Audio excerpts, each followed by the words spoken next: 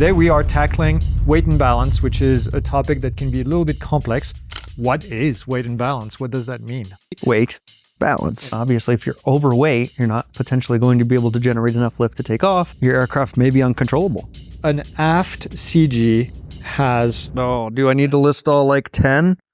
What would make the CG change along the lateral axis of the airplane? These dots right here are for takeoff, landing, and zero fuel. Different parts of the aircraft are creating different moments that we need to be able to balance out, basically. Would it be easier to take off at high altitude because the pressure is less? No. Yeah, the aircraft is going to have a tendency to want to fly like this. I'm obviously exaggerating here, but we take off, we fly for 2 hours, and we come back. Is the CG still in the same location? Probably not. Probably. Hey, let's move all of the bags that we have in the front as far back as we can during cruise because it's going to give us better performance. Sounds unsafe. And welcome to another episode of FNG, the Flying New Guy. And with us, we have Jason, as always. Jason is a student pilot. He's learning to become a private pilot, and he's also one of our employees. And we do these videos to help you along with the ground lessons that we do with Jason, so you can follow along and maybe try to answer the questions yourself. So, Jason, are you ready today? Yeah. Today, we are tackling weight and balance, which is a topic that can be a little bit complex. So, let's get started with what is weight and balance? What does that mean? Making sure your aircraft is properly loaded and not overweight or going to be potentially uncontrollable or something like that. Okay. So 2 words, right? Weight. Balance. And balance. So balance refers to what? Your center of gravity. Yep. Where that point is on the airplane, basically. And then where do we want it? Within limits. Within limits. That's key. I mean, it sounds obvious, but what are the limits called for the weight and the CG location? Do you remember? I do not. The envelope. The envelope. Yeah, the envelope is the proper location. So why is it so important? You kind of mentioned that, but why is it so important that we have proper weight and balance? You're going to get slightly different performance depending on how you're loaded. And obviously, if you're overweight, you're not potentially going to be able to generate enough lift to take off. If you're outside of the envelope, your aircraft may be uncontrollable. Yep, absolutely. So on takeoff, it would mean what if we had the CG in the wrong place? That you may never be able to get off the ground, or that you get off the ground and immediately stall. Yep, pretty much. So we talked about CG. You mentioned that term CG, center of gravity. What is that? That's the point you could basically hang the aircraft from, and it would be balanced, right? In equilibrium. Yeah, in equilibrium. So if I do this with my iPad, right? If I find the spot where if I put my finger right on it, it's very hard to do because especially on this, there's a very specific point, but right, that would be the point where the aircraft is in equilibrium. And it's not, that is a representation, right? It's not where... Yeah, because everything has weight, it's... Yeah, it's a single point. Every object that we put in has its own CG. Right. And then once we put everything together, there's a CG for the entire aircraft. Does that CG change? Can we affect where it is? We can, yes. Yeah. We can change it depending on how we load baggage, people, fuel. The CG, I think a lot of people often think about it as along the longitudinal axis of the aircraft, but really it's all over. It's also along the lateral axis. It's a point in 3 dimension. We often talk about aft and forward, but there's also it on the side and then up and down. Although up and down, we don't really ever talk about that. How do you calculate weight and balance before you do a flight? What are the things that we need to look at? We need to look at the weight of the aircraft. Yep. So before you go that, where do you find that? In the manual. In the manual, right? Yep. And that's specific to each aircraft? Yes. Each tail number. Yep, is loaded differently. Okay, so weight of the aircraft. Fuel. Any sort of, like I've seen some of the figures that have oil on there as well. Sometimes some of them have oil, yep. Your front seat passengers, back seat passengers, and baggage. Yep, absolutely. So everything we put in the aircraft that's not there from the beginning. What's the name of the aircraft weight that is provided to you by the manufacturer? Basic empty weight? Basic empty weight. Now, you talk about weight. Is that the only thing that we get when we calculate weight and balance? No. We also get the distance from the datum. Yep. What is that called? I don't remember. Arm. The arm. Okay. Okay. Yeah, I wasn't sure if it was Yeah. just the moment Yep. calculation, but we're calculating moment for each of those as well. Yes. So let's go one by one. Arm. What's the definition of the arm? It's the distance from your applied force to your datum. Okay. The distance from where the object is put Yes. to the datum. What's the datum? An arbitrary location on the aircraft that is used for this purpose. Tell me a little bit more. You're missing one thing here. So it's set by the manufacturer, Yeah. right? It's what? It's the zero, right? Right, yeah. It's the reference line from which we measure the arm. So you're right, it's arbitrary. Do you know what it is in some aircraft? What it could be? Could be the tip of the nose cone, the prop, the what is it? The forward like bulkhead or something like that. The firewall. Firewall. Yeah. In the Piper, it was like the edge of where the wing was touching the fuselage, and like that point, this is just a reference point. They just take it, and that's where they measure stuff from. There's another name for it. The FAA uses that in their questions quite a bit. They use arm sometimes, but they use another word, station. Station. Yeah, so you can see station as well. That's another term that's being used. Okay, so weight, arm gives us what? Moment. Yep. Okay. How would you describe the moment? It's a torque. Yeah, I call it the efficiency of the force. Yeah, and I think that's a really good analogy because it's just a number. It's a big number, usually like 5 or 6 digits that people get, and they don't really know what it means. But if we apply a force to this object, depending on where the datum is, we're going to be applying a force, and based on the length of that datum and the force that we apply, we have a moment. The longer the arm, the longer the moment, the more the force, the more the moment. So the moment is important because why do we need to calculate this moment? At the end of the day, if I tell you that the moment on the aircraft is 540,282, what does that mean? Well, it needs to be within those limits. It needs to be within the limits. Within the envelope. Yeah. Different parts of the aircraft are creating different moments that we need to be able to balance out, basically. When you go through that exercise of weight and balance, what's the end goal? What are you trying to get out of that exercise? What's the purpose? We're determining that the aircraft is not overweight. Yeah. Right? We're determining that moment is within the aircraft envelope. In most, what I'm getting to is, in most cases, the CG is what we're calculating. CG, yeah. So the moment, some manufacturers use the moment to do the calculation, but in most cases, they really use the CG. So you'll have that envelope that we talked about, is a limit on either side that is where the CG needs to be located. As a matter of fact, let me show you. Here's a great example of an app that is being used. This is for our Diamond. This is the envelope right here. So you can see the yellow lines. That's where we need to stay within. These dots right here are for takeoff, landing, and zero fuel. Now, as I change my fuel load, you notice that these dots are moving up and down because we're adding weight. And because that fuel tank is kind of, looks like right along where the CG is located, then it doesn't really change the CG all that much on the lateral side, right? We have 95 inches here to 100.5 inches is kind of the limit of the CG. Now, if I move somebody in the front seat, you notice it goes kind of in diagonal a little bit. If I move the baggage, now that has a big effect, right?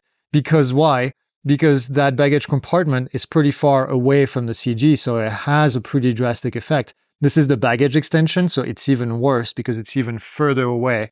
But these front seats, not so much, because they're pretty close to where the CG is located at that point.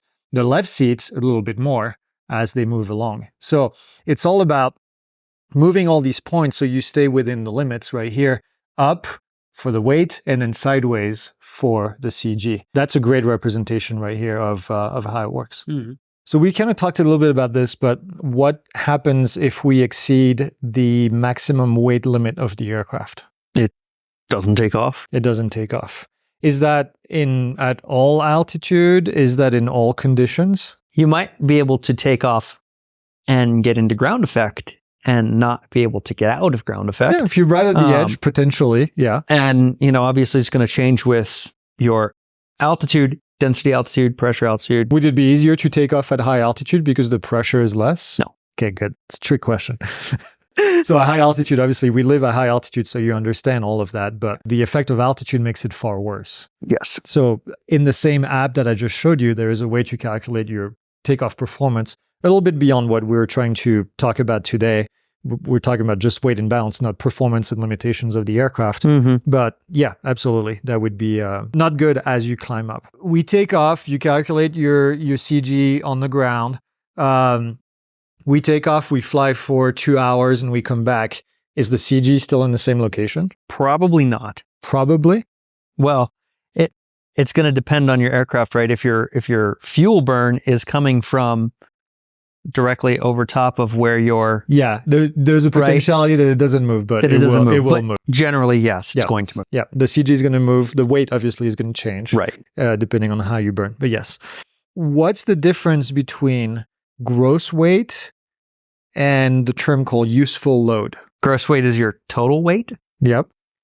Useful load is gross weight minus payload. No. Close. Gross weight minus the empty weight of the aircraft. Useful load is it's useful, right? The reason it's called useful is because as an aircraft operator, that's essentially what you can bring on board the aircraft. Right. So the useful load, it's like a marketing thing almost. Not really, but it's a great marketing term because it means that if you have 800 pounds of useful load, you can take 2 people and then some fuel. And that's going to be your useful load. So the higher the useful load, the more useful the aircraft is at carrying stuff and carrying people. So that includes fuel, baggage, people, anything that you put on board the aircraft. At one point in your career as a pilot, you're going to be faced with being off balance or being outside of the envelope. Let's say you have a situation where you're taking 2 friends with you, and you have the fuel already in the aircraft and you can't really take the fuel out of the aircraft. Is there a way to possibly make the flight happen even with all your friends? You're not overweight, you're just out of CG limits. Sounds unsafe.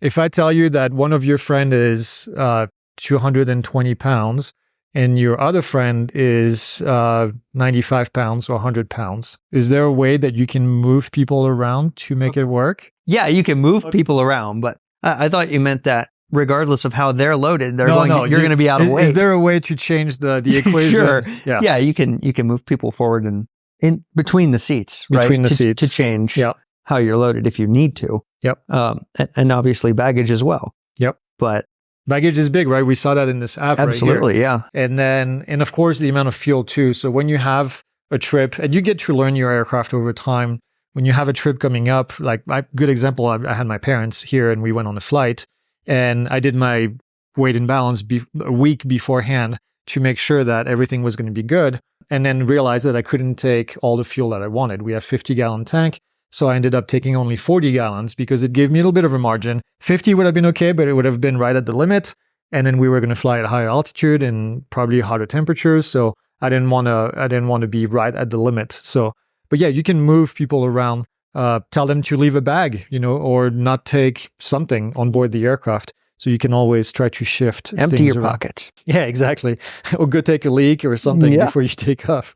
Everything helps. So we talked about the location of the center of gravity. And there's 2 terms here to define where the center of gravity limits are on each side. Do you know what those terms are? Forward and aft limits? Forward and aft. Okay, so forward towards the front. Aft is the term that people always kind of get confused because it's not really a term we use in everyday conversation, but aft meaning further in the back. So you talked earlier about how the CG locations have an effect on performance. This is something that the FAA loves to ask questions about. This is something that instructors love to ask about. For me, I always have to kind of think about it using an airplane like this. That's why I brought the airplane here. Aft CG. What are the effect, and I'll help you, I'll give you some of the key terms here, on, let's say, on the cruise speed of the aircraft. Higher or lower cruise speed on the aircraft? Higher, I believe. Why? Well, because you're going to be trimming nose down. Nose down, right? Because the aircraft... So you're going to have a lower AOA. Yeah, the aircraft is going to have a tendency to want to fly like this. I'm obviously exaggerating here, but... And so in order to bring it back to the normal position, which kind of looks like this, right? Then you have to trim the airplane nose down, nose forward, which means what as far as our drag? Less Drag, because we have what less kind of lift less lift off of the angle of attack. because of the angle of attack. So less lift-induced drag, meaning that higher cruise performance. Meaning what for your range? You should have better range. Better range, okay. Now, what about our takeoff distance? Shorter or longer takeoff distance?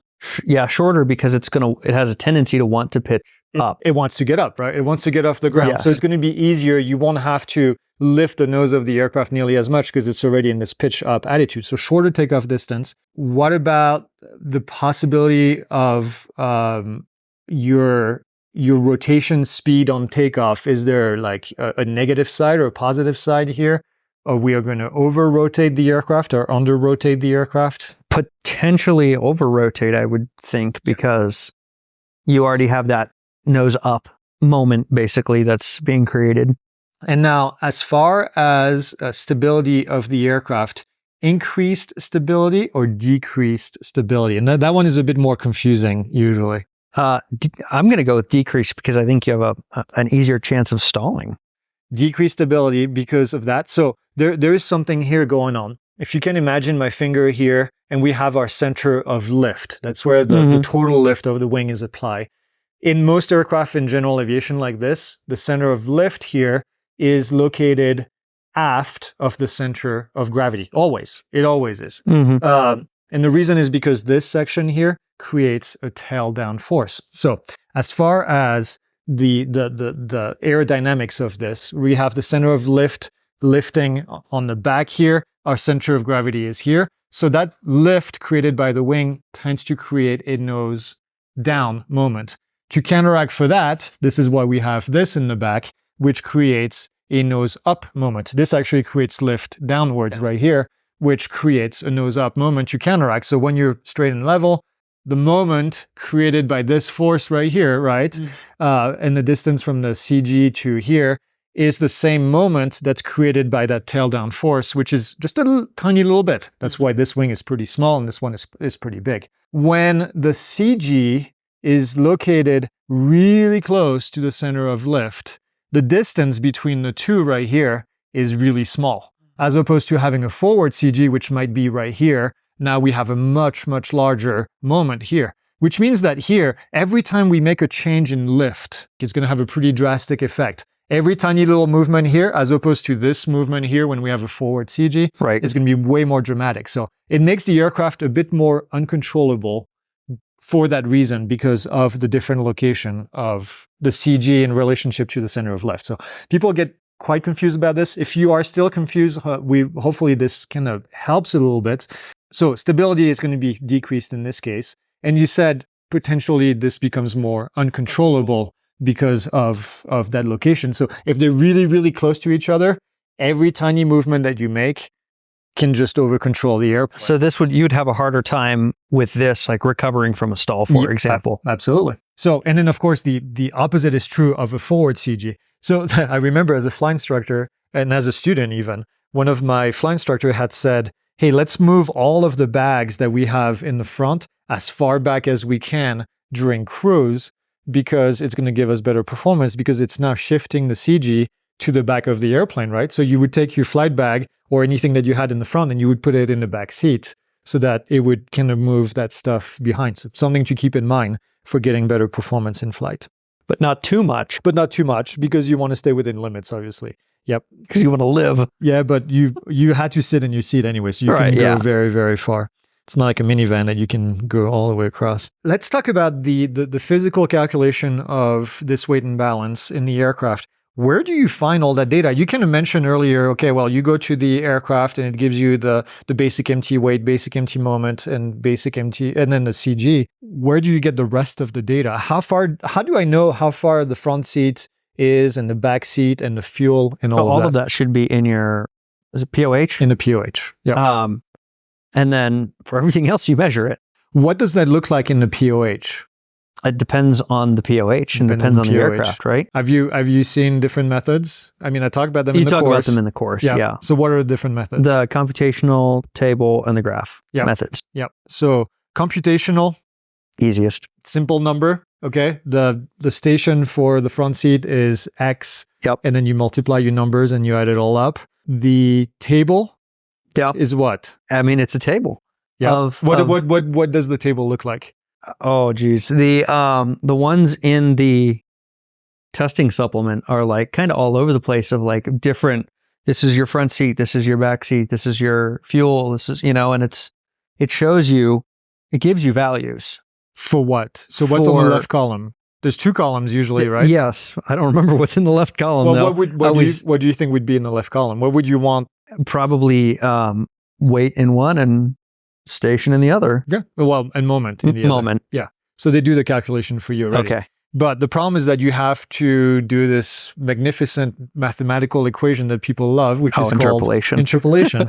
So because they only give you by 10 usually. Right. Yeah. So you have, let's say for fuel, they give you 340, 350, 360, 370. And if your fuel is 356, then you have to interpolate between the two, which people find confusing. So that's the table method, which is the Cessna method in most cases. We see that with Cessna. Diamond also has that. And then we have the Piper method, which is using graphs. Which people hate, but personally I love because I think it's very easy to just follow and make it happen. So you enter one way, usually with temperature and altitude, and then you go to different curves and you just kind of follow the lines. So that's my preferred method. I think it's a bit more precise, but some people disagree with that. Honestly, I wish the graphs the FAA uses were just scaled up by 50%. Yeah, a little bit. Some of those, your answers are close enough that I'm like, man, yeah, it's right there. Yeah, if the pencil is too thick. If the pencil's too thick, you're in the wrong place. Yep. We talked earlier about the fact that in most cases, we talk about CG in this longitudinal axis right here. Mm-hmm. What would make the CG change along the lateral axis of the airplane? If you burned all the fuel from one tank and not the other. If you burn all the fuel from one tank but not the other. Yeah, absolutely. What is that going to do in flight? Probably going to induce a turning tendency. Yep, absolutely. More weight on one side than the other. Mm-hmm. This also happens when you fly with somebody else who's heavier than or lighter than you on one side or the other. Not as pronounced as the wings. Yeah, because you're closer to where the CG might be located. But yeah. I mean, the fuel tanks in a Diamond, for example, go all the way to the tip right here. So you'll definitely have it. So that's quite a bit of weight way out here then at the tip. Yep. And if you don't burn them, now I've never noticed a big difference because we switch fuel tanks every 30 minutes in the Diamond. And then in the Cessna, you have a both fuel tank, which I recommend using as much as possible.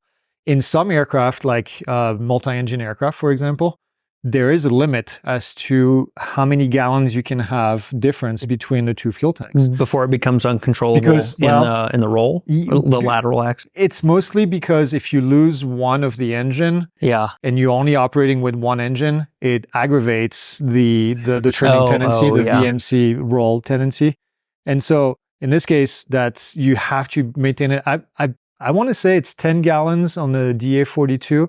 I might be wrong. It's just top of my head, but I think it's 10 gallons. And that's beyond private level, right? Yeah, that's beyond. Okay. Yeah, it's just for you to better understand, the difference between why we pay attention to that. But yeah, with more complex aircraft, it becomes way more of an issue. So, is there anything in the weight and balance that still is a bit confusing? The questions or anything else that you've seen so far? Not really. I mean, I think the biggest trouble I've had is the terminology and. Yep. I understand a lot of the physics of it, so. Yep. Yeah, I think it's pretty straightforward as well. The bottom line is don't take off with a CG out of balance. Yep. Don't take off with a weight that's overweight.